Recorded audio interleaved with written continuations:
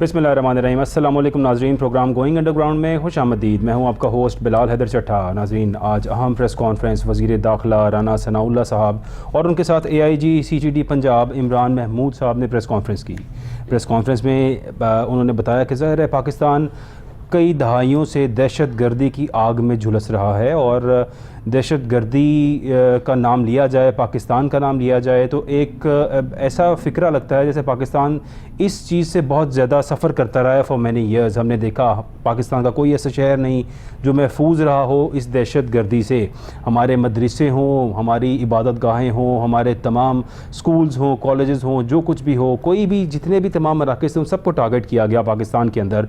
और यहाँ पर दहशत गर्दी को इस तरह से आम किया गया कि लोग खौफज़दा होना भी एक वक्त में छोड़ गए। यहाँ पे धमाके होना, यहाँ पे खुद कुछ हमला होना, बहुत कुछ होना रूटीन बन चुकी थी। आज की प्रेस कॉन्फ्रेंस में ख़ास जिक्र किया गया रॉ के एजेंट्स का इस दहशत गर्दी में मुलविस होने का। दहशत गर्दी का वाक़या जो 2021 में पेश आया, जौहर टाउन का हाफिज़ सईद साहब की रिहाइशगाह के पास जो अटैक किया गया था, उस अटैक के बारे में ब्रीफिंग दी और बाकायदा एक प्रेस कॉन्फ्रेंस की AIG CGD इमरान महमूद साहब ने। क्लियरली उन्होंने बताया, तमाम एविडेंसेस दिए, सबूत दिए कि इंडिया के रॉ की एजेंसी जो है वो इसमें शामिल है, क्योंकि ये जो लोग जिनको हमने पकड़ा है उन सब का लिंक रॉ से निकला है, कनेक्शन।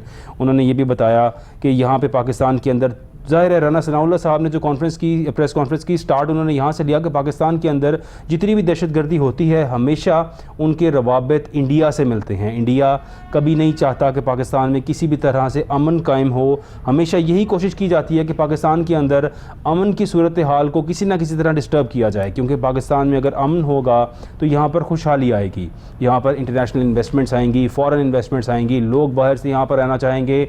बड़ा खूबसूरत मुल्क है हमारा और इसी दहशत गर्दी की ज़द में रहकर हमारे इस मुल्क की जो टूरिज़म है वो प्रमोट नहीं हो पाया। आज तक लोग इस चीज़ से खौफज़दा होते हैं और अभी तक दहशत गर्दी के असरात पाकिस्तान पर हैं। बाहर वाले ममालिक के लोग यही सोचते हैं कि पाकिस्तान के हालात पता नहीं कैसे होंगे।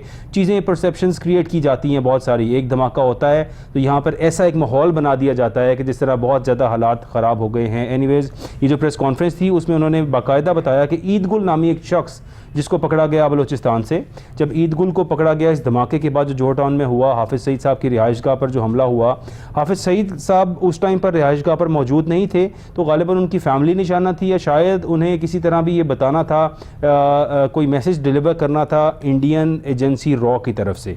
सो ईद गुल को जब पकड़ा बलूचिस्तान से तो ईद गुल ने बताया आगे, एक और समीउल हक नामी शख्स का उसने पता दिया कि समीउल हक भी मेरे साथ इन्वॉल्व है इस काम के अंदर। समीउल हक की निशानदेही हुई तो समीउल हक 2012 से रॉ के लिए काम कर रहा था। ही हैज़ बीन अ रॉ एजेंट सिंस 2012 और पाकिस्तान के अंदर जो कुछ उसने किया होगा वो सब आप सोच सकते हैं क्या कुछ हुआ होगा। फिर राना सनाउल्लाह साहब ने जो बात की और उन्होंने बताया कि कुलभूषण यादव केस हम सब के सामने है और रोज़े रोशन की तरह आया है कुलभूषण यादव का केस, कि कुलभूषण यादव ने पाकिस्तान के अंदर किस किस तरह कहाँ पर दहशत गर्दी को प्रमोट किया, कौन कौन से इंसिडेंट्स यहाँ पर किए। वो एक कई नामों से, कई अपनी आइडेंटिटीज़ के साथ पाकिस्तान के अंदर बहुत अरसा क़याम पजीर रहा और इन दी एंड जब उसका केस सेटल हुआ, हमारी एजेंसीज़ ने बड़े तरीके से जब उसको काबू किया तो सब कुछ रोज़े रोशन की तरह आया हो गया और सबूत दिए गए। आज भी प्रेस कॉन्फ्रेंस के अंदर ये एक बड़ी पॉजिटिव बात है कि इंडिया हमेशा से ये कोशिश करता है, इंडिया पाकिस्तान पर इल्ज़ामात लगाता है कि इंडिया के अंदर जो दहशतगर्दी होती है वो उसमें पाकिस्तान की कोई जिस तरह से मुलविस है या पाकिस्तान जी सिर्फ अपने आप को काउंटर करने के लिए। जो तबाही वो कश्मीर में लगा रहा है, जो इंसानों के साथ जुल्म इंडिया कश्मीर में कर रहा है और जो कुछ यहाँ पर दहशतगर्दी पाकिस्तान में आए दिन जो कोशिशें होती हैं पाकिस्तान में किसी भी तरह से अमन को ख़राब करने की, अमन की सूरत हाल को ख़राब करने की, उस सब को काउंटर करने के लिए इंडिया के अंदर खुद से ही सिचुएशंस क्रिएट करके नाम पाकिस्तान का लगा दिया जाता है और ये कहा जाता है कि जिस तरह से पाकिस्तान ने इंडिया के ऊपर दहशतगर्द हमले कराए। हालांकि हकीकतन आज की प्रेस कॉन्फ्रेंस में भी जो बताया गया और साबित किया गया कि ये सब कुछ इंडिया का किया धरा, ये रॉ एजेंसी का किया धरा था।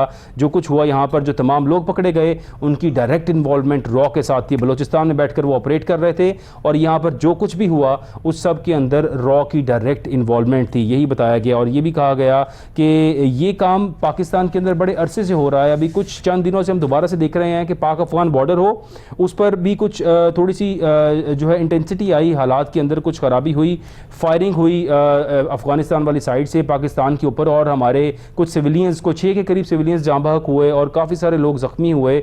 और ये इंसिडेंट हुआ जिसके बाद शहबाज शरीफ साहब ने भी एक डायरेक्ट मैसेज भेजा अफ़गानिस्तान को। वज़ीर आज़म साहब ने ये कहा कि ऐसे हालात क्रिएट नहीं होने चाहिए, अफ़गानिस्तान को चाहिए, वहाँ की हुकूमत को चाहिए कि वो इस बात पर गौर करें और ख़ास तवज्जो दें कि पाकिस्तान की सरहद के ऊपर ऐसे मामलात नहीं होने चाहिए, पाकिस्तान के बॉर्डर के ऊपर अमन रहना चाहिए, क्योंकि हम लोग भाई हैं, बिरादराना ताल्लुकात हैं हमारे और अफ़गानिस्तान के, ये ताल्लुकात कायम रहने चाहिए हैं for a better future, for a prosper Afghanistan. ये ताल्लुकात, क्योंकि पाकिस्तान बहुत ज़्यादा सपोर्ट करता है अफ़गानिस्तान को, और अगर ऐसे हालात क्रिएट होंगे तो जाहिर है इसके अंदर भी मुलव्विस इंडिया ही होगा, because the only country is India जो ये चाहता है। और इंडिया के ख़ास ताकत है इंडिया की अफ़गानिस्तान के अंदर भी, और इंडिया ये भी चाहता है कि किसी भी तरह अफ़गानिस्तान को कैप्चर करे, वहाँ से अपने आप को ऑपरेट करे और पाकिस्तान को दोनों साइडों से किसी भी तरह से टारगेट किया जा सके। सो ये सब आज की प्रेस कॉन्फ्रेंस थी, और उसका हाल था कि इंडिया की वो चीज़ें साबित हो चुकी हैं और यूनाइटेड नेशन से अपील की जा रही है। अब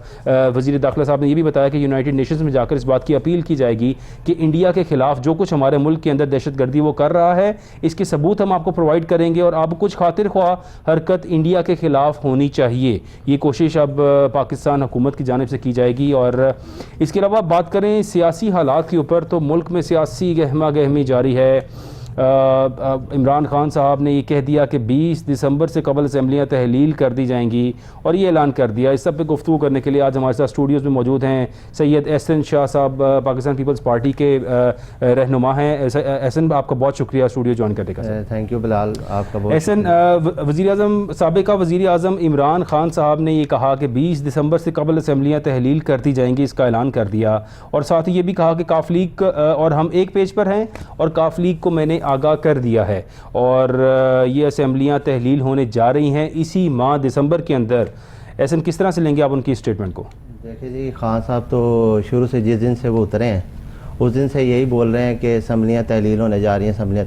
तो पीडीएम का यही फैसला है कि इलेक्शन अपने टाइम पे होगा, ठीक है, और वो अपने टाइम पे होगा। खान साहब ने देखे ना, ये अभी जब पीछे इनका एक मिनिस्टर को हलफ उठाया तो उन्होंने कहा कि मुझे तो पता ही नहीं था, इस चीज़ का इल्म ही नहीं था कि इसको मिनिस्टर बना रहे हैं, तो मुझे लगा किसी महकमे का इसको चेयरमैन बना रहे हैं। ठीक है, तो पहले तो खान साहब अपने बंदों को जो है ना अपने साथ सही तरह चला लें, और क्योंकि आधे बंदे उनके चाहते हैं कि असम्बलियाँ तहलील ना हो, ठीक है, और आधे यही चाहते हैं कि अपना हो। नहीं, यही बातें जो चैम गोइयाँ हो रही थी वो यही थी कि शायद काफ लीग जो है वो नहीं चाहती किसी भी तरह से असम्बलियाँ तहलील की जाएँ, और जिसका बारहा मोनस इलाही साहब ने भी जिक्र किया, और परवेज़ इलाही साहब भी यही चाहते थे, और उन्होंने इमरान खान साहब को कहा भी कि चूँकि हमारे तरक्याती काम पंजाब में जारी हैं, तो बेहतर ये है कि अभी वक्ती असम्बलियाँ तहलील ना की जाएँ, इन प्रोजेक्ट्स को पूरा कर दिया जाए, ताकि हम कल को जब आवाम के सामने जाएँ तो हमारे पास दिखाने को बहुत सी चीज़ें हों, ये तमाम प्रोजेक्ट्स हों। अगर हम असम्बलियाँ तहलील करेंगे तो वक्ती ये प्रोजेक्ट्स रुक जाएंगे, हमारी तमाम तरक्की रुक जाएगी,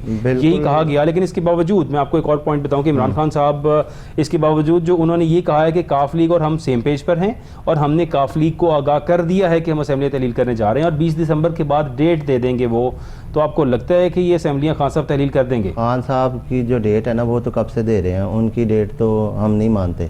अच्छा, ठीक है। दूसरा ये कि आप ये देखें कि खान साहब के जो अपना आधे MPs हैं उन्होंने यही बोला खान साहब को कि हमने अवाम को कुछ डिलीवर नहीं किया। ठीक है, क्योंकि खान साहब ने 3.5 साल में सिर्फ यही सबको बताया कि ये नवाज शरीफ चोर है, शहबाज शरीफ चोर है। ठीक है, खान साहब के पास और कुछ है ही नहीं। ठीक है, अवाम को क्या बताएंगे, क्या किया आपने 3.5 साल में, ऐसा क्या किया?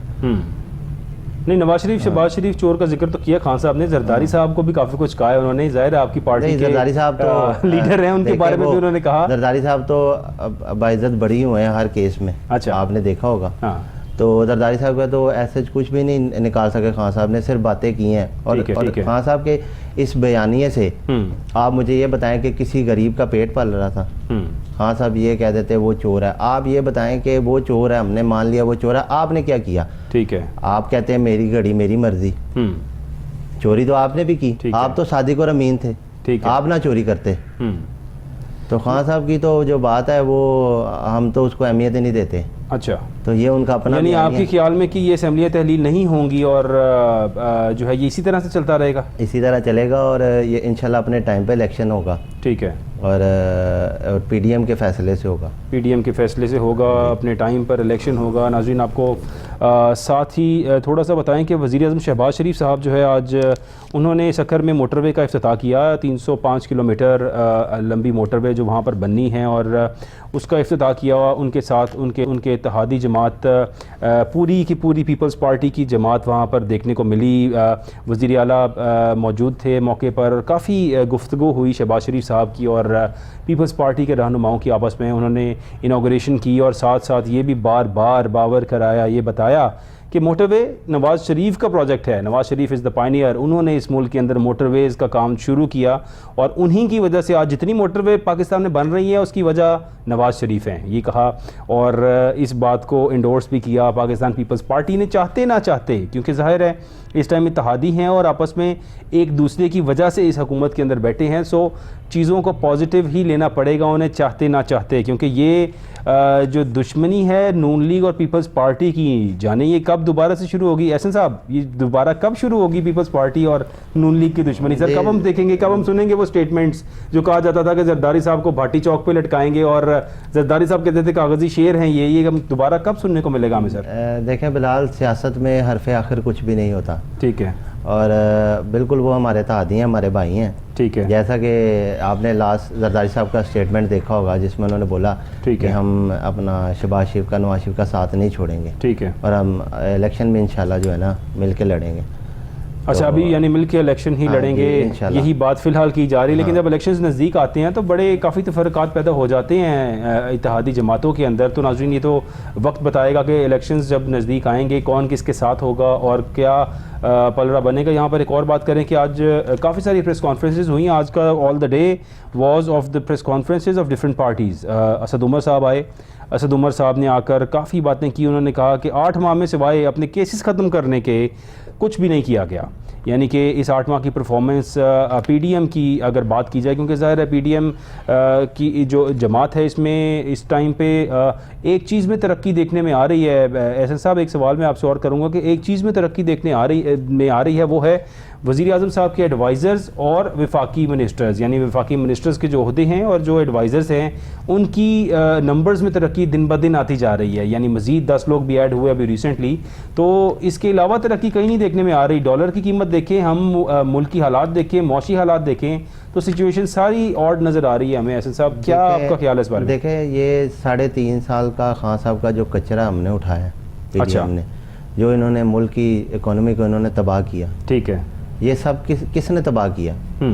आप आ गए, जाली खाते ला दिया आपने, लोगों को बेवकूफ़ बना लिया, डायरी पकड़ के आपने वो अपने टिकटॉक्स बना के लोगों को आपने सिंपैथी। आप लोगों को ये क्यों नहीं बताते कि आपके पास 3.5 साल हुकूमत थी? ठीक है। आपने इन चोरों का क्यों नहीं कुछ किया? आप क्या कर रहे थे 3.5 साल में? अब आप कहते हैं लोगों को आगे, आपके इस बयानिए से किसको क्या फ़र्क पड़ेगा?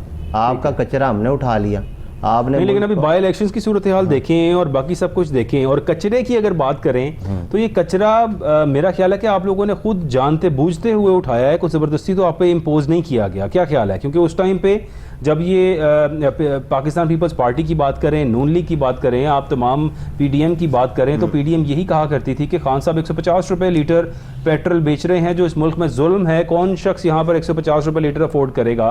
हम आएंगे तो इससे बेहतर परफॉर्म करेंगे। हमारे पास तजर्बाकार टीम है, हमारे पास वो लोग हैं जिनका 30 साल का तजर्बा है।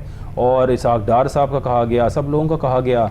तो ये सब कुछ कह कर ही तो आप लोग आए थे सर। को ज़बरदस्ती तो ये कूड़ा करकट आपको नहीं दिया गया या आप पर इम्पोज नहीं किया गया, तो आपने खुद से बोझ अपने ऊपर लिया और आवाम की बेहतरी के लिए शायद लिया था गालिबन। बिल्कुल, देखें आप हम बिल्कुल ये है कि आवाम को अभी जो है कि मुश्किल का सामना करना पड़ रहा है, ठीक है, पर आहिस्ता आहिस्ता जो अब 3.5 साल का जो उससे मुआवजा करें, 8 महीने का तो नहीं बनता ना 3.5 साल से मुआवजा। ठीक है। अभी तो 8 महीने हुए हैं, तो अभी तो आहिस्ता आहिस्ता चीज़ें जो ये इतना कुछ मुल्क जो तबाह हो गया, दायरे तबाह हो गए हैं, ठीक है, तो इसका कसूरवार कौन है? सबसे पहले तो ये सवाल है, इसका कसूरवार कौन है? ये हमने तो नहीं किया। ठीक है। और जो पेट्रोल की बात है वो इंशाल्लाह अभी जो ये 15 दिसंबर को इंशाल्लाह असम्बली आ रही है पेट्रोल पे, तो इंशाल्लाह रिलीफ मिलेगा। अच्छा, आपको लगता है कि पेट्रोल में रिलीफ मिलेगा आवाम को? जी इंशाल्लाह ज़रूर पेट्रोल में रिलीफ यानी कि तेल की कीमतों में कमी आएगी 15 दिसंबर को, और ये कहा जा रहा है सैयद एहसन शाह साहब की तरफ से। लेकिन देखते हैं 15 दिसंबर को क्या होता है, क्योंकि काफ़ी महीनों से यही बात की जा रही है कि तेल की कीमतों में कमी आ रही है। हम इंटरनेशनल प्राइसेस देखें ऑयल की, तो उसमें तो खातिर ख्वाह कमी आई है, लेकिन हमारे मुल्क के अंदर कमी किसी किस्म से नहीं आई। और यहाँ पर जो हो रहा है सिचुएशन आपके सामने है। नवाज शरीफ साहब, आज शहबाज शरीफ साहब ने वज़ीर-ए-आज़म पाकिस्तान हैं, जब उन्होंने इफ्तिताह किया मोटरवे का, तो वहाँ पर एक बात की कि पाकिस्तान के पसमानदा इलाके, स्पेशली उन्होंने जिक्र किया गवादर और यानी बलूचिस्तान का जिक्र करते हुए उन्होंने ये कहा कि बलूचिस्तान को इग्नोर किया जा रहा है। और ये भी उन्होंने कहा कि यहाँ पे इस मुल्क के अंदर कार्टेल्स आर इन्वॉल्व्ड, जो ये नहीं चाहते कि पाकिस्तान के इलाके तरक्की करें, पाकिस्तान तरक्की करें। कार्टेल्स के ज़िक्र के साथ ही उन्होंने जो जिक्र किया, उन्होंने किया शाही अफसरों का। उन्होंने ये कहा कि इस मुल्क में शाही अफसर भी नहीं चाहते कि पाकिस्तान तरक्की करें, और ये कहा उन्होंने कि शाही अफसर शायद जो पाकिस्तान के अंदर जिनको हम यहाँ पे ब्यूरोक्रेट्स कहते हैं, हम उनको शाही अफसर कहते हैं, वो उनका जिक्र करते हुए उन्होंने कहा कि ये असल वजह है इस मुल्क के अंदर ना तरक्की होने की, क्योंकि ज़ाहिर है सारा सिस्टम, सारी funding, everything is in their control. सब चीज़ें यहाँ पर जो सेक्रेटरीज़ होते हैं, जो यहाँ पर कमिश्नर्स होते हैं, डिप्टी कमिश्नर्स होते हैं, सब चीज़ें उनकी कंट्रोल में होती हैं। दे आर द पर्सनस जिन्होंने सारे सिस्टम को ठीक से मैनेज करना होता है। और अगर बलूचिस्तान की हालात हम देखें आज भी, तो ऐसे ही लगता है शायद 1947 से लेकर शायद कोई 5 साल ही गुजरे होंगे पाकिस्तान को बने हुए। बलूचिस्तान के हालात देखकर ऐसा महसूस होता है। एक कोयटा शहर है, और उस शहर के हालात भी अगर आप देखें तो बड़े बुरे हालात हैं। जो हो जाना चाहिए था बलूचिस्तान में, जितनी तरक्की होनी चाहिए थी as compare to the rest of the country, वैसा वहाँ पर हमें देखने को नहीं मिलता।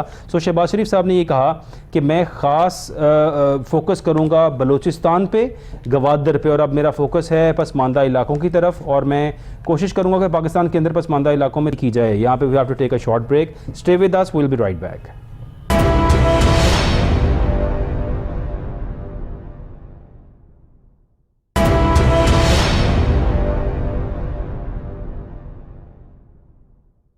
वेलकम बैक नाजरीन। बात करेंगे चीफ जस्टिस ऑफ पाकिस्तान ने आज इमरान खान की जो दरख्वास्त थी नैब तरामीम के ख़िलाफ़, उस पर समाअत हुई।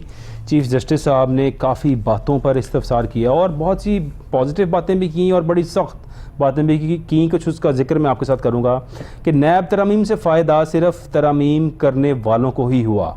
Chief justice of Pakistan Umar Ata Bandial साहब ने कहा कि जो नैब तरामीम की गई, इनका फ़ायदा सिर्फ नैब तरामीम करने वालों को ही हुआ। ये भी उन्होंने कहा कि नैब कानून का गलत इस्तेमाल हुआ। और चीफ जस्टिस साहब ने कहा कि नैब तरामीम इस असम्बली ने की जो कि नामुकम्मल थी, और उन्होंने ये कहा कि आधी से ज़्यादा असम्बली ने बॉयकॉट किया हुआ है असम्बली का। सो नामुकम्मल असम्बली किस तरह से कानून साजी कर सकती है, इसकी उन्होंने ये भी कहा कि मुझे अभी तक कोई शिक नहीं मिली कि मैं इसके ख़िलाफ़ कोई बात कर सकूं, but I am looking for it.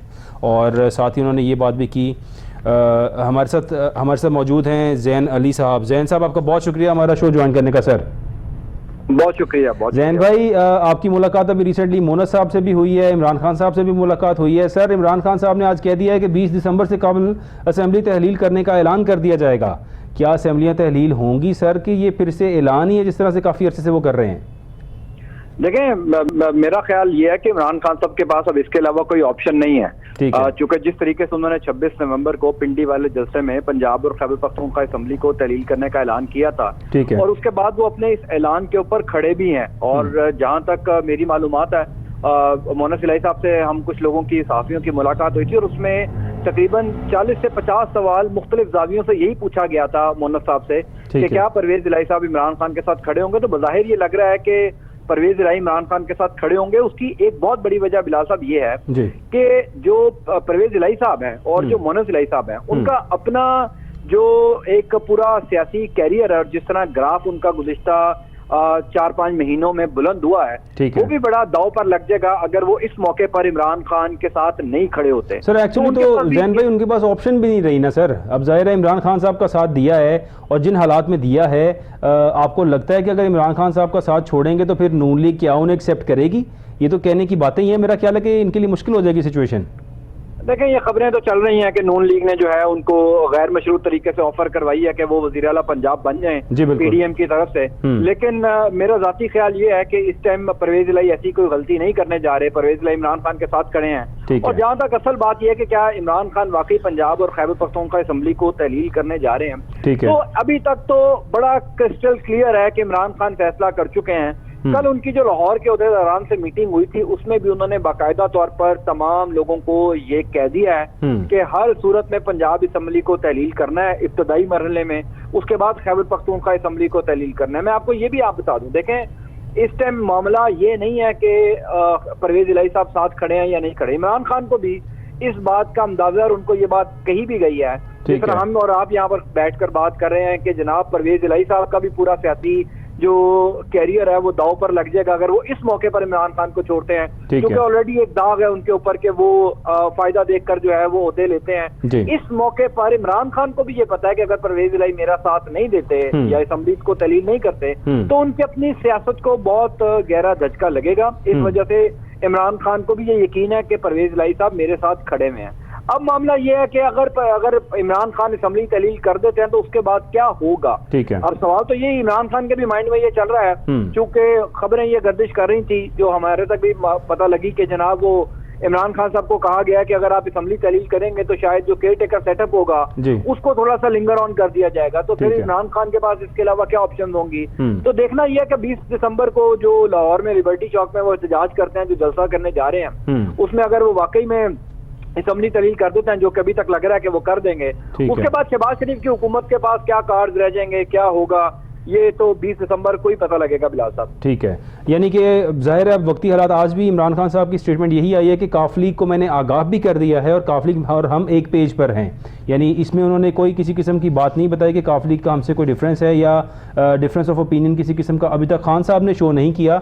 और काफ लीग जाहिर है sir they have always been controversial, क्योंकि आज भी पीडीएम जरदारी साहब और शहबाज शरीफ और तमाम लोग जो है वो इस बात का गिला करते हैं कि दुआए खैर हमारे साथ की और शामिल पीटीआई के साथ हो गए। लेकिन जाहिर है अब इनके पास ऑप्शन नहीं है इतनी कि वो इमरान खान साहब को छोड़ें और किसी दूसरी तरफ जा सके। सर साथ ही थोड़ी सी बात करूंगा, नैब तरमीम का जो इमरान खान साहब की दरख्वास्त थी उस पर समाअत हुई। आज चीफ जस्टिस साहब ने काफ़ी इस्तफसार किया और ये भी कहा कि नैब कानून का गलत इस्तेमाल होता रहा है और इस मुल्क के अंदर जो नैब तरमीम करने वाले लोग हैं उन्हीं को फ़ायदा पहुँचा। यानी चीफ जस्टिस साहब ने स्ट्रेटली थोड़ा सा इशारा उसी तरफ कर दिया जहाँ पर हर शख्स को नज़र आ रहा है कि जिन्होंने नैब तरमीम की हैं फ़ायदा उन्हीं को पहुँचा है। तो इसके बारे में क्या ख्याल है सर आपका, थोड़ी सी राय आपकी चाहिए। देखें बिलाल साहब, गुज़िश्ता 9-10 महीनों के अंदर पाकिस्तान में जो कुछ हुआ है, अब आप देखें ना कि इसहाक डार साहब पाकिस्तान वापस आ गए, सलमान शहबाज साहब पाकिस्तान वापस आ गए, अब तो नवाज शरीफ साहब के केसेस खत्म होने की बातचीत हो रही है, मरियम नवाज शरीफ साहबा को उनका पासपोर्ट दिया गया, वो चली गई मुल्क से।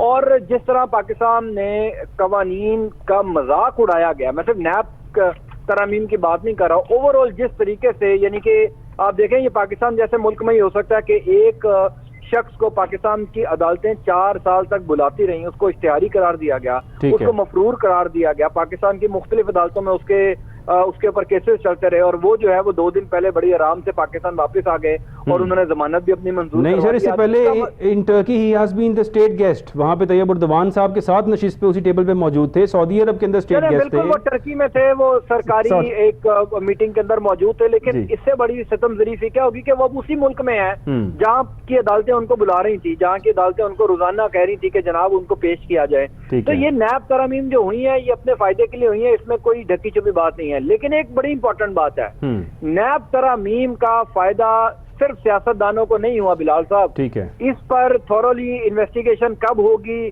कौन करेगा, चीफ जस्टिस ऑफ पाकिस्तान को जरूर ये भी पूछना चाहिए कि गुज़िश्ता 8-9 महीनों के अंदर नैब तरमीम से फायदा किस किसने उठाया है। क्या सिर्फ सियासतदानों ने उठाया है, क्या सिर्फ सियासतदान इसके मुजरिम हैं? तो बिल्कुल सजा होनी चाहिए। लेकिन अगर अक्रॉस द बोर्ड आपने अकाउंटेबिलिटी करनी है तो फिर उन तमाम लोगों को कटहरे में खड़ा करें जिनको पता था कि नैब में तरमीम हो रही हैं, बड़े डाकुओं को फायदा दिया जाएगा और लोगों ने पैसे बनाए, पैसे कमाए यहाँ से और अपने आप को उसी तरमीम, उसी अमेंडमेंट्स के अंडर जो है वो रिलीफ दिलवाया।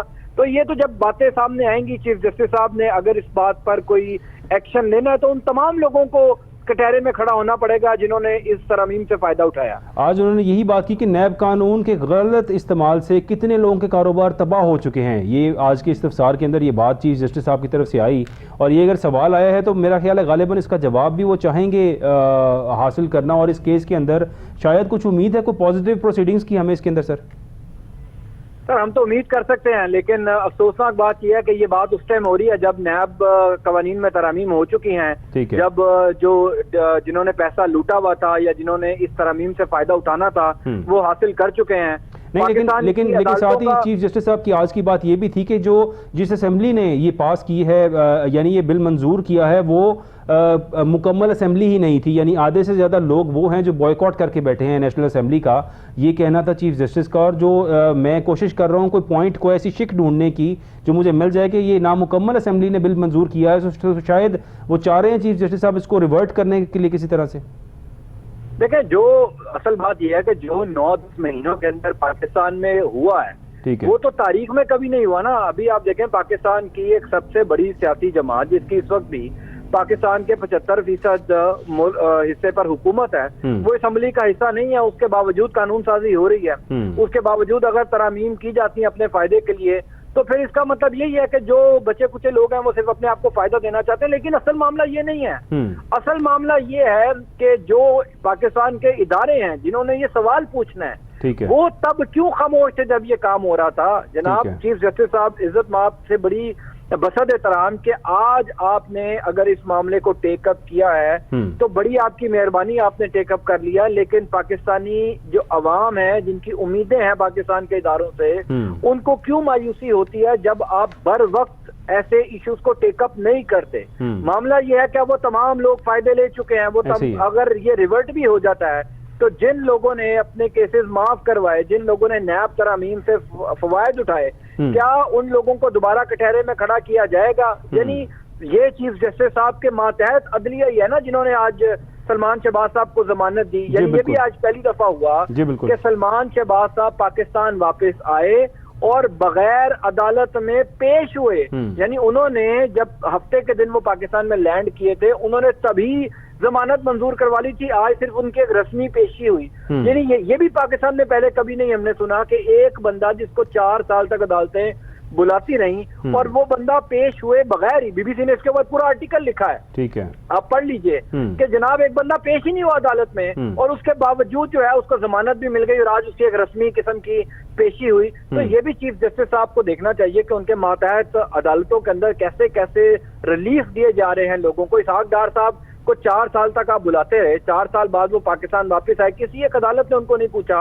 नवाज शरीफ साहब के लिए भी यही ग्राउंड जो है वो तैयार हो रहा है। और जिस तरीके से एक एफिडेविट आपके वजीर आजम ने जमा करवाया कि जनाब मेरा भाई उसकी तबीयत बड़ी खराब है, वो 28 दिन बाद वो एफिडेविट जो लीगल सरकारी डॉक्यूमेंट है वो लाहौर हाई कोर्ट में पड़ा हुआ है, उसको कोई उठाने को तैयार नहीं है, कोई देखने को तैयार नहीं। तो ये वो मामलात हैं जिनमें चीफ जस्टिस ऑफ पाकिस्तान को जाहिर है कौम का एतमाद होता है अपने इदारों के ऊपर, और वो बहाल तभी होता है जब इदारे जो हैं वो कौम के कौम का जो कौम चाहती है उस तरह के फैसले करें, कौम की भलाई के फैसले करें। अब ये जो नैब तरामीम है, ये तो हमारी नजर में तो बड़ा सिंपल है कि 4-5 सियासतदानों ने जो है वो फायदा उठा लिया या 4-5 लोगों ने इससे फायदा हासिल कर लिया। ये तो भी आहिस्ता आहिस्ता पता लगेगा कि किन किन लोगों को, किन किन बिजनेस टाइकोन्स को, किन किन और लोगों को जो है वो इससे फायदा दिया गया है। ये तो आइंदा आने वाला वक्त बताएगा। और उस टाइम फिर जब पानी सर से गुजर चुका होगा, जब कौमी खजाने को नुकसान हो चुका होगा, जो हम हमेशा देखते आए हैं, हमारा मुल्क जो आज इस टाइम पर एक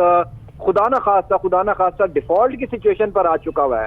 अब हमाद अजहर साहब तो कह रहे हैं कि डिफॉल्ट हो चुका हुआ है टेक्निकली, लेकिन हम फिर भी उम्मीद लगाए बैठे हैं कि अल्लाह करे ऐसा ना हो। पाकिस्तान है तो हम सब हैं। तो वो अगर इस नहज पर पहुंचा है तो क्यों पहुंचा है? जब यहाँ पर करप्शन नहीं रोकी गई, करप्शन हो जाती है तो फिर इशू को टेकअप किया जाता है और उसके बाद ये कहा जाता है कि जनाब वो सब तमाम लोग कटहरे में आए। वो तो जनाब चले गए, वो जिन्होंने फायदा लेना था वो करके जा चुके हैं। ठीक है, ठीक हो गया सर। मुझे अब ये बताइएगा, लास्ट क्वेश्चन आपसे, कि पीडीएम ये कहती है, यानी हुकूमत वक्त की तरफ से देखा जाए, वो ये कहते हैं कि अगर इमरान खान असेंबली तहलील करेगा तो हम लोग यानी जो है वो बाई इलेक्शंस की तरफ जाएंगे, जहाँ जहाँ से सीटें छोड़ी जाएंगी वहाँ पर बाई इलेक्शंस होंगे। आप क्या समझते हैं, असेंबली तहलील करने के बाद आम इंतखाबात की तरफ जाया जाएगा या बाई इलेक्शंस होंगे और वही सूबाई हल्कों के अंदर जो है वो इलेक्शंस करवाए जाएंगे? देखें, टू बी वेरी ऑनेस्ट, ये जो है वो इतना आसान नहीं है पीडीएम की हुकूमत के लिए कि वो बाई इलेक्शन करवा दें। ठीक है। अब जाहिर है एक खौफ है पीडीएम की हुकूमत में 12-13 जमातों के अंदर के वो आम इंतखाबात में नहीं जाना चाहते, और ये भी खौफ जो है ये बड़ा एक अफसोसनाक मामला है कि एक तरफ 12-13 जमातें हैं जिनकी इस वक्त पाकिस्तान में हुकूमत है, और वो कोई गैर आईनी मुतालबा नहीं है जो इमरान खान साहब कर रहे हैं। जी बिल्कुल, इमरान खान साहब यही मुतालबा यही पूरी पीडीएम पहले किया करती थी जब इमरान खान साहब मुतालबा है जनाब। किसी मुल्क के अंदर इंतखाबात करवाना गैर आईनी मुतालबा नहीं है, आईनी मुतालबा है। और ये नामुमकिन बात है कि आप कहें कि जनाब आप 2 सूबों में जो है वो ज़िमनी इलेक्शन करवा देंगे। पीडीएम के जो भी करता धरता है उनको इस बात का बखूबी अंदाजा होगा कि एक सूबे में, सूबा भी छोड़ दें, आप एक सीट के ऊपर अगर बाई इलेक्शन करवाते हैं तो इलेक्शन कमीशन ऑफ पाकिस्तान का कितना खर्चा आता है। अगर आप 2 सूबों में, यानी आप 2 सूबों की बात कर रहे हैं कि कम से कम 500-550 सीटों के ऊपर बाई इलेक्शन होगा, तो यानी आपके मुल्क के पास पहले ही पैसे नहीं है। और इलेक्शन कमीशन ने ये बताया है कि 5 से 6 करोड़, इलेक्शन कमीशन ने ये फिगर्स भी दिए हैं कि 5 से 6 करोड़ रुपया खर्चा आएगा एक सूबाई नशिस्त के ऊपर। बिल्कुल ऐसा, ये नहीं अरबों रुपए की बात है, ये कोई मामला सादा नहीं है, अरबों रुपए की बात है कि आपको पूरी मशीनरी लगेगी। और फिर बाई इलेक्शन होने के बाद क्या हो जाएंगे, जब आपने फिर 3 महीने बाद असेंबली डिसॉल्व करके, मिसाल के तौर पे इस टाइम जो हमें पॉपुलैरिटी नजर आ रही है, आपने पंजाब में बाई इलेक्शन करवा के देख ही लिए ना, पंजाब में इमरान खान साहब वापस आ गए। यानी अगर आप पंजाब और खैबर पख्तूनख्वा में बाई इलेक्शन करवा देते हैं और एज पर टुडेज पॉपुलैरिटी जो इमरान खान अगर दोनों सूबों में फिर हुकूमत बनाकर फिर असेंबली तलील कर देते हैं तो फिर क्या बाई इलेक्शन करवाए जाएंगे। यानी पाकिस्तानी कौम का जो पैसा है वो कोई मजाक थोड़ी है कि आप ऐसे ही खर्च करते जाएंगे। तो अब सेंसिबली जो है वो थोड़ी सी सेंस प्रिवेल करनी चाहिए। इसहाक डार साहब जो सदर मुमलिकत से मुलाकातें कर रहे हैं और उस मुलाकात में जो वादे किए जा रहे हैं, तो वो उन वादों को मेरा ख्याल है अब निभाने का टाइम आ गया है। और ये कोई हल नहीं है कि आप बाई इलेक्शन भी करते जाएं। पाकिस्तान बड़े इस टाइम में खतरनाक मोड़ पर आके खड़ा हो चुका हुआ है और अब डू एंड डाई वाली सिचुएशन है। या तो हुकूमत को, यानी शहबाज शरीफ साहब को फैसला करना है कि उनको अपनी हुकूमत बचानी है या पाकिस्तान को बचाना है। सर, पाकिस्तान को बचाने की बात की जाए तो अभी हम 8 माह के हालात देखें, और पाकिस्तान की तो 8 माह के हालात तो ऐसे ही चल रहे हैं और हुकूमत अभी तक चाह रही हैं, यानी कि they are trying to force their government in this country, और वो चाह रहे हैं कि किसी भी तरह से हमारा जो ये गठजोड़ है, आज की भी प्रेस कॉन्फ्रेंस शहबाज शरीफ साहब की देखें तो वो तारीफ़ें कर रहे हैं जनाब चीफ मिनिस्टर सिंध की, और कह रहे हैं जी बड़े काबिल आदमी हैं, या जबकि ये वही लोग थे जो एक दूसरे को बुरा भला कहा करते थे। तो वक्ती तो सिचुएशन ऐसी लग रही है कि सब चूंकि आपस में मिनिस्ट्रीज भी बांटी हुई हैं और एडवाइजर्स बढ़ रहे हैं दिन ब दिन। अभी रिसेंटली 10 मजीद लोगों का इजाफा किया गया कैबिनेट के अंदर। तो यहाँ पर तो सिचुएशन जो चल रही है ऐसा ही लग रहा है कि ये नहीं चाहते किसी भी तरह हम इलेक्शंस में जाएं, और जिस तरह से इलेक्शन कमीशन ऑफ पाकिस्तान को कंट्रोल किया जा रहा है वक्ती हालात के मुताबिक जो लग रहा है, सर मेरा ख्याल ये है कि इन्होंने इलेक्शंस जो आम इंतखाबात नहीं करवाएंगे। ये क्या ख्याल है आपका इस बारे में? देखें, ऐसा तो नहीं है कि आम इंतखाबात नहीं करवाएंगे, करवाने तो पड़ेंगे ना, ऐसा तो नहीं हो सकता। हाँ, लिंगर ऑन किया जा सकता है। हाँ, अगर 1.5 साल के लिए लिंगर ऑन कर लेते हैं तो ना कराने वाली बात। अक्टूबर तक लेकर आया जा सकता है। मैं आपको और आपके नाज़रीन को खबर बता देता हूँ जी। सिर्फ जो है बिलाल साहब, ये मुतालबा किया जा रहा है, मैं आपको और आपके नाज़रीन को ये खबर बता रहा हूँ कि सिर्फ मुतालबा ये है इस टाइम, जिन लोगों से हमेशा सियासतदान मुतालबा करते हैं, ये मुतालबा भी उन्हीं से हो रहा है कि नवाज शरीफ वापस आ जाएं।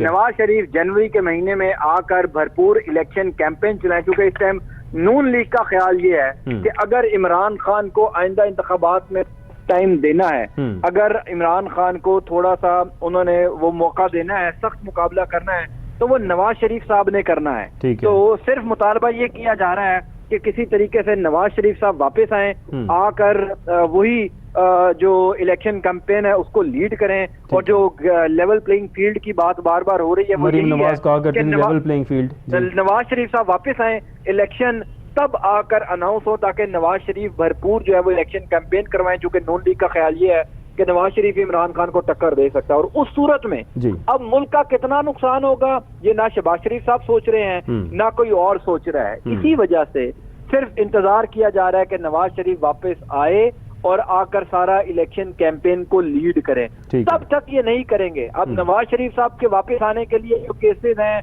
जो दीगर मामलात हैं, वो हम सबको पता है कि वो कितनी आसानी से उनको रिलीफ दिया जाएगा या कौन दे सकता है, ये बड़े इंपॉर्टेंट सवालात हैं जो आइंदा आने वाले दिनों में सामने आएंगे। रिलीफ मिलने की लिस्ट, अगर हम जैन भाई रिलीफ मिलने की लिस्ट देखें तो इसहाक डार साहब, सलमान शहबाज साहब, ये वो किस्तें हैं जो हमारे सामने आ गई हैं। तो इन्हीं किस्तों के बाद अब कोशिश ये की जा रही है, जो इंटरनल मीटिंग हुई पाकिस्तान मुस्लिम लीग नून की, और उसके बाद उन्होंने ये ओपनली कहा कि नवाज शरीफ साहब के वापस आने की तारीख लंदन से दी जाएगी, और ये भी कहा गया कि मरियम और कैप्टन सफदर के जो केसेस थे उनको रेफर किया जाएगा, उनको रेफरेंस बनाकर कोर्ट में कोशिश की जाएगी कि नवाज शरीफ साहब की नाअहली को ख़त्म किया जाए, केसेस को ख़त्म किया जाए। तो मेरा ख्याल है सिचुएशन तो हमें ऐसी लग रही है कि शायद ये भी हो ही जाएगा पाकिस्तान के अंदर। देखें, बिल्कुल ये होने जा रहा है, और मैंने आपको बताया कि सिर्फ यही वजह है जिस वजह से शहबाज शरीफ की हुकूमत जो है वो असम्बलियां तहलील नहीं कर रही या वो आम इंतखाबात की तरफ नहीं जा रही, चूंकि उनका ख्याल ये है कि नवाज शरीफ साहब वापस आएंगे, केसेस खत्म हो जाएंगे। और जिस तरीके से नवाज शरीफ गए हैं, असल बात तो ये है कि जिस तरीके से वो गए हैं वो भी हम सबको अंदाजा है कि वो उनके ऊपर केसेस थे, उन्होंने बीमारी का अपना पूरा जो है वो एक पूरा ड्रामा क्रिएट किया, और उस ड्रामे के अंदर सब लोगों को इस्तेमाल किया गया, और उस ड्रामे के तहत वो वापस वहां पर चले गए। वहां जाकर उन्होंने जो है वो फिर 3-4 साल पाकिस्तानियों को बेवकूफ बनाया कि उनको डॉक्टर ने इजाजत नहीं दी ट्रैवल करने की। अब जब उनके केसेस खत्म होंगे तो डॉक्टर उनको इजाजत भी दे देंगे। लेकिन इससे बढ़कर बिलाल साहब, मैं चूंकि आपने मुझसे कहा था कि आखिरी सवाल है, मैं सिर्फ एक बात आपके नाजरीन तक छोड़कर जाना चाहता हूँ, क्या नवाज शरीफ साहब वापस आकर उस पॉपुलैरिटी का इमरान खान की मुकाबला कर सकते हैं जिस पॉपुलैरिटी पे इमरान खान आज के दिन है? यानी एक बंदा 4 साल तक पाकिस्तान की अदालतें उसको बुलाती रही, वो पाकिस्तान नहीं आया, उसके ऊपर सीरियस किस्म के पाकिस्तान की सबसे बड़ी अदालत ने इल्जाम प्रूव किए हुए हैं। सिजिलियन माफिया पाकिस्तान की सबसे बड़ी अदालत ने उसको कहा, क्या उस अदालत के रिमार्क्स को, क्या वो जो करप्शन साबित हुई थी पैनामा पेपर्स में, क्या कौम उसको भूल जाएगी? और एक बंदा उसके बरक्स ये है जो 4 साल वजीर आजम रहा, वजीर आजम निकलने के बाद उसके ऊपर एक घड़ी का इल्जाम है, वो भी घड़ी पूरी कानून आइन के मुताबिक उसने खरीदी, उसने पैसे कौमी खजाने में जमा करवा कर ली, और फिर वो उसकी जाती मलकियत हो गई, वो उसने बेचे या उसको अपने पास रखे, तब उसकी जाती मलकियत हुई जब उसने पैसे अदा किए जो उसको कानून इजाजत देता है, ठीक है, जो उसको कानून ने। लेकिन यहाँ पर ये एक यही बात के देखें, इमरान खान साहब जिस प्रोफाइल के बंदे थे, उन्हें एक घड़ी का मामला ना लेते, घड़ियां या तोहफा खाना से तोहफे ना लेते, जो नैरेटिव उन्होंने बनाया हुआ था, मेरा ख्याल है ये उनके लिए बड़ा पॉजिटिव रहता और उन्हें ये हरकत नहीं करनी चाहिए थी, क्योंकि जो नया पाकिस्तान और जो बातें करप्शन फ्री पाकिस्तान की बातें उन्होंने की, मेरे मुताबिक इसमें मेरा पॉइंट ऑफ व्यू ये कि इमरान खान को नहीं चाहिए था, उन्हें कौन सी ऐसी जरूरत थी कि उन्होंने ये तोहफे बेचे, ये नहीं बेचने चाहिए थे उन्हें। ये 2 डिफरेंट बातें हैं, एक बात है अखलाकियात की और दूसरी बात यह है कि आइन और कानून क्या कहता है। अगर आप ये कह रहे हैं कि अगर उनको ये नहीं करना चाहिए था, यानी आप ये बात कर रहे हैं कि इमरान खान के स्टेचर के आदमी को ये जेब नहीं देता कि वो ये काम करें, तो फिर इसका मतलब ये है कि कोई भी पाकिस्तान का कानून उनको इस मामले के अंदर नाअहल नहीं कर सकता। फिर इलेक्शन कमीशन को तोशा खाना रेफरेंस के अंदर इमरान खान को कम अज कम नाअहल नहीं करना चाहिए। इसका मतलब इखलाकियात की तो कोई सजा नहीं है ना, कि अगर उन्होंने इखलाकी तौर पर ये काम किया है कि जनाब हम इमरान खान के स्टेचर के आदमी से ये तवक्को नहीं करते, तो मामला ये है कि उन्होंने एक चीज पैसे देकर कानूनी तरीके से, जो उनको कानून इजाजत देता है, वो कानून जो कि इमरान खान ने नहीं बनाया हुआ, इमरान खान से पहले से चलता हुआ रहा है। अच्छा, उसके बरक्स आप देख लें, आसिफ जरदारी के पास जो है वो तोशा खाना से गाड़ियां गई हैं, मरियम नवाज शरीफ के पास बुलेट प्रूफ गाड़ी है जो नवाज शरीफ साहब को मिली थी, वो तोशा खाना से गई है। यानी लेकिन ये तो कहा करते थे इमरान खान साहब के, इन लोगों जैसा मैं नहीं हूँ,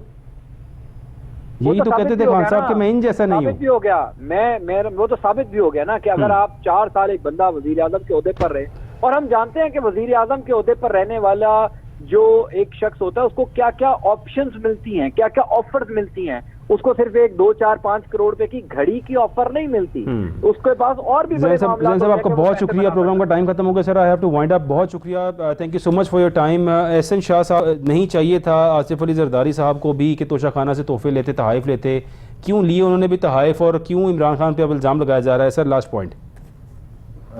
देखिए बिलाल, हम इस चीज़ को मानते हैं, चले वज़ीर आज़म की अपनी सवाबदीदी होती है, पर जो खान साहब कहते थे कौम को कि मैं इन जैसा नहीं हूँ, मैं हेलीकॉप्टर इस्तेमाल नहीं करूँगा, गवर्नर हाउस की दीवारें गिरा दूंगा, ये सब बातें कौन करता था? खान साहब करते, ये खान साहब करते, यूनिवर्सिटी बना दूंगा, कॉलेजेस बना दूंगा, ऐसा कुछ भी नहीं किया। ठीक है, खान साहब ने इस कौम के साथ धोखा किया। ठीक है, और ये एक झूठा इंसान है जो कौम को गुमराह कर रहा है, और चलें बहुत शुक्रिया, थैंक यू सो मच। नाज़रीन, प्रोग्राम का टाइम ख़त्म हो गया, करूँगे दोबारा नई बात के साथ। आपका प्रोग्राम देखने का बहुत शुक्रिया, अल्लाह हाफ़िज़।